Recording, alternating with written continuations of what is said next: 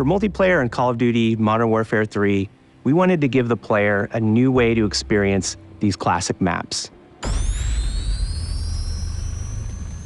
When we told the art team, we're gonna be making these maps, they lit up. They were like calling dibs on which ones they wanted to go get reference for. Maps really come through. They feel like they felt back then. And when you're playing High Rise, when you're playing Estate, you feel really transported back.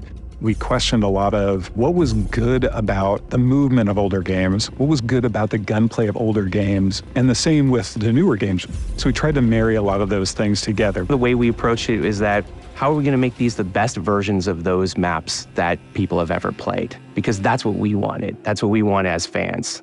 There are places where the metrics of the level are adjusted to fit more modern gameplay, but for the most part, it's going to feel incredibly similar. The biggest changes are really in a fidelity sense. Places like Afghan, where it might have been difficult to see somebody in some of those circumstances, we have new tools to make that both look better, but also read better, so that your target acquisition is improved. Favela is a map where it really pushed our opportunities to explore what you couldn't do in the old one and what you can do now.